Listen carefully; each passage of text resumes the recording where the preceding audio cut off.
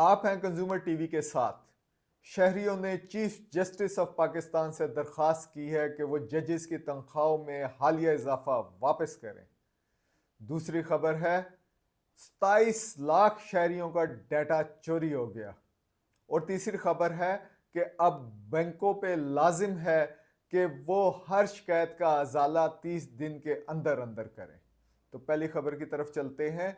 तीन प्रोमिनेंट शहरी हैं कराची से, एक सेनेटर जावेद जब्बार साहब, दूसरे डॉक्टर नसीम सलाउद्दीन साहब जो फिजिशियन है, और तीसरे सिविल सोसाइटी और राइट टू इंफॉर्मेशन एक्टिविस्ट है नईम सादिक साहब। इन्होंने एक लेटर लिखा है और इस लेटर को लिखा गया है चीफ जस्टिस ऑफ पाकिस्तान इज़्ज़त माब या आफरीदी साहब को एड्रेस किया। और उसमें यह कहा गया है कि जो अभी हालिया इजाफा उनके अलाउंसेस में किया गया था उसको वापस किया जाए। और ये जो इजाफा पर जज तकरीबन 11 लाख अलाउंसेस की सूरत में, और इसी तरीके से उनके जो हाउस रेंट है उसकी सूरत में भी किया गया है। सो रफली जो जजेस की सैलरीज है वो तकरीबन डबल हो जाएंगी। इसके अलावा भी जो उनका जो हाउस रेंट है या अलाउंस है वो 3.5 लाख रुपए तक चला गया है। सो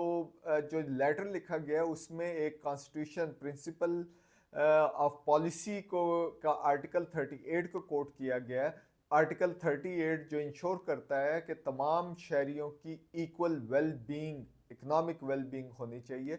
इसके अलावा जो इनकम लेवल जो डिस्पैरिटी है या फ़र्क है वो कम से कम होना चाहिए, बल्कि होना ही नहीं चाहिए। सो उन्होंने अपने लेटर के अंदर जो मुख्तलिफ एग्जाम्पल्स कोट की है उसमें उन्होंने यूके की एग्जाम्पल कोट की है। उसमें उन्होंने कहा है कि जजेस को इस किस्म के अलाउंसेस वहाँ पे नहीं मिलते, ना इतने बेनिफिट्स मिलते हैं, सिर्फ तनख्वाह ही मिलती है।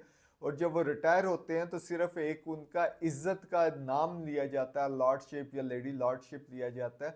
उसके अलावा पेंशन के अलावा उनके पास कुछ नहीं होता। लेकिन हमारे तो जुडिशरी के अंदर जो है यूटिलिटी बिल्स भी होते हैं, उसके अलावा आपको ड्राइवर वगैरह भी दिया जाता है। सो एक तो उन्होंने इसकी किया। दूसरा उन्होंने कहा है कि जो ये फ़र्क है तनख्वाहों के दरमियान वो इतना ज़्यादा नहीं होना चाहिए। कोट करते हुए उन्होंने कहा है कि जो यूके में हायर कोर्ट का जज है उसके और एक जो सफाई करने वाला खाकरूब है, जेनिटर है, उसके दरमियान 1:4 के सैलरी का निस्बत है। मसलन अगर वो 20,000 ले रहा है तो जो जज की सैलरी होगी वो 80,000 होगी। लेकिन पाकिस्तान में 150% है, यानी जो हायर जुडिशरी की सैलरी है, अगर हम जेनिटर या एक सफाई करने वाले की जो सैलरी है जो तकरीबन 18,000 के आसपास है,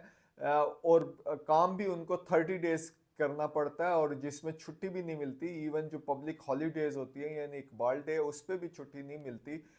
तो उसकी सैलरी और एक जज की सैलरी में कोई 150 टाइम का वो फ़र्क पड़ता है। ये रेशो जो है 150 की रेशो है। सो ये जो इतनी बड़ी डिस्पैरिटी है, वो कह रहे हैं कि ये जो है ये आइन की खिलाफ वर्जी है। जो आइन इंश्योर करने की कोशिश करता है, बल्कि कोशिश क्या करता है, ये बाइंडिंग है सबके ऊपर कि ये इतनी बड़ी डिस्पैरिटी नहीं होनी चाहिए। बिल्कुल ये सही बात है और हम भी यही कह रहे हैं। और एक और पॉइंट जो आउटस्टैंडिंग या प्रोमिनेंट सिटीजन ने कहा है वो ये कहा है कि इम्प्रेशन ये आ रहा है कि जिन लोगों ने इनकी तनख्वाहें बढ़ाई हैं, ये जो कॉन्स्टिट्यूशन पटिशन जारी है उसमें ये जजेस ऑटोमेटिकली उनको बेनिफिट देंगे। सो ये भी एक बहुत मेन पॉइंट है। सो ये काफ़ी वैलिड एक एप्लीकेशन है या रिक्वेस्ट है जो चीफ जस्टिस ऑफ पाकिस्तान को भेजी गई है। हम इसको फॉलो अप करते रहेंगे और देखेंगे कि ये इसका रिस्पांस आएगा, अगर नहीं आएगा या आता है तो क्या रिस्पांस आता है। दूसरी खबर ये है कि कल नेशनल असम्बली की स्टैंडिंग कमेटी ऑन इंटीरियर, वजारत दाखिला के ऊपर जो स्टैंडिंग कमेटी है, वहाँ पे नादरा का तो आपको पता है NIC और नेशनल आइडेंटिटी कार्ड बनाती है, इशू करती है। उसके अलावा उसके पास तमाम सिटीजन्स का डाटा मौजूद होता है जो बड़ा क्रिटिकल डाटा होता है। उसके जो चेयरमैन है लेफ्टिनेंट जनरल मुनीर अफसर, उन्होंने कमेटी के सामने ये कहा है कि बिल्कुल 2019 से 2023 तक कोई तकरीबन 27 लाख सिटीजन्स का डाटा जो है वो कंप्रोमाइज़ हुआ था और इसकी इन्वेस्टिगेशन की गई है। और इस इन्वेस्टिगेशन के नतीजे में कुछ 6 अफसर, जिसमें एक 19वें ग्रेड का अफसर भी है, उसकी सर्विसेज को डिसमिस किया गया है। इससे पहले ये आपको दिखा रहे हैं, हम आपको दिखा रहे हैं कि अक्टूबर के लास्ट वीक में नादरा की ये वेबसाइट पे ये प्रेस रिलीज पड़ी हुई है, जिसमें उसने कहा है कि ये जीआईटी बनाई गई थी कोई मार्च 2023 के अंदर, एक ब्रीच हुई थी उसको इन्वेस्टिगेट करने के लिए। और उस इन्वेस्टिगेशन जो जीआईटी है उसने पूरी रिपोर्ट जो है प्राइम मिनिस्टर को सबमिट कर दी थी।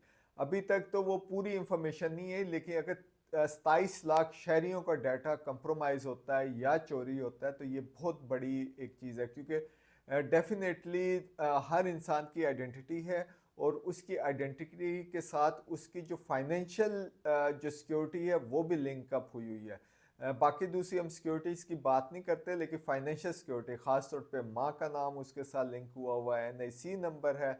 सो अगर ये डाटा जाता है तो डेफिनेटली इसके एक सिटीजन्स के लिए काफ़ी मुश्किलात हो सकती है। और ये जो बताया है चेयरमैन साहब ने, वो ये बताया कि मोस्टली ये 3 शहर में जो स्टाफ था वो इसमें इन्वॉल्व पाया गया। वो शहर मुल्तान, पेशावर और मुल्तान, पेशावर और कराची, ये 3 शहर जो है यहाँ का स्टाफ जो है ये मुलवस पाया गया। सो ये बहुत बड़ी चीज़ है और डेफिनेटली हमें और सिक्योरिटी चाहिए ताकि डाटा जो है ये प्रोटेक्ट हो। हम ऑलरेडी ये बता रहे हैं कि ऑलरेडी बैंकों से डाटा चला जाता है प्रॉपर्टी डीलरों के पास। आप जैसे ही कोई ट्रांजैक्शन करता है तो उन लोगों को कोई ना कोई प्रॉपर्टी की ऑफ़र आनी शुरू हो जाती है। इसी तरीके से ये जो इंश्योरेंस वाले हैं उनके पास चला जाता है। सो ये जो डाटा है मुख्तलिफ जगहों से ये या डाटा ट्रेडिंग हम कह लें ये हो रहा है। सो इस तमाम चीज़ को स्ट्रिक्टली रेगुलेट होने की ज़रूरत है ताकि कंज्यूमर्स की एक फाइनेंशियल प्राइवेसी या उसकी आइडेंटिटी जो है उसको प्रिजर्व किया जा सके। तीसरी एक अच्छी खबर है, जो बैंकिंग ओम्बुड्समैन है उसने ये अनाउंस किया है कि ये बैंकिंग लॉ के अंदर अमेंडमेंट हुई है और अब बैंकों के ऊपर ये लाजिम है कि कोई भी शिकायत उनके अगर कंज्यूमर की तरफ से उनके पास आएगी तो वो 45 दिन के बजाय 30 दिन के अंदर अंदर उसका अजाला करेंगे या उसके ऊपर अपना फैसला करेंगे। और अगर कंज्यूमर उससे मुतमईन नहीं होता तो वो फिर जो है बैंकिंग ओम्बुड्समैन के ऑफिस में चला जाएगा, जो फिर कोई 2-1 महीने तक का अरसा लेगा। इसमें हेयरिंग जो भी होगी, जो प्रोसेस है वो फॉलो करेगा। और अगर फिर वहाँ से भी कोई सेटिस्फाई नहीं होता तो आखिरी फोरम जो है जो head of the state president of Pakistan है, वहाँ पे ये जाता है और वहाँ पे भी इसकी जो है वो रिड्रेस का मैकेनिज्म जाता है। लेकिन ये एक प्रोसेस है। सो 15 दिन कम किया है बैंकों को कहा है। अच्छा है, लेकिन हमारे ख्याल में तो इससे भी कम होना चाहिए। नेचर ऑफ कंप्लेंट होनी चाहिए और इसमें बताना चाहिए कि इस नेचर की कंप्लेंट होगी तो इतने दिनों में होगा और इतनी इस नेचर की कंप्लेंट होगी तो ये करेंगे। अच्छा, दूसरी ये है कि ये जो बैंकिंग ओम्बुड्समैन है जिसको हर साल तकरीबन 33,000 के करीब कंप्लेंट्स आती हैं और इन शिकायत में से वो तकरीबन सालाना कोई 20-1 हज़ार तक जो है उसका फैसला कर देता है। तो ये भी इतनी बड़ी तादाद में कंप्लेंट आना और वो भी सिर्फ स्केजुअल बैंकों के ख़िलाफ़, तो मेरे ख्याल में तो ये बहुत बड़ी तादाद है। बैंकिंग ओम्बुड्समैन के पास तो ये नंबर कम होने चाहिए। सो लेट्स सी कि ये 15 दिन या ये 30 दिन के अंदर अंदर उन्होंने कहा है तो बैंक ये किस तरीके से करेंगे। ये सिर्फ स्केजुअल बैंक्स का जो तरीका है वो बताया गया है। एक और स्टेट बैंक ने नई ऐप लॉन्च की है जो सुनवाई के नाम से है। वहाँ पे आप इनके खिलाफ भी कंप्लेंट कर सकते हैं, यानी स्केजुअल बैंक 50 के आसपास है। उसके अलावा आप जो माइक्रो फाइनेंस बैंक्स है उनके खिलाफ भी अगर कोई है तो वहाँ पे कंप्लेंट कर सकते हो। उनके खिलाफ जो कंप्लेंट है वो आप बैंकिंग ओम्बुड्समैन के पास नहीं कर सकते। सो देखें कि हालात बेहतर होते हैं या क्या होता है, क्योंकि सबका फाइनेंस जो है it's a very critical thing for everyone. देखते रहिए कंज्यूमर टीवी।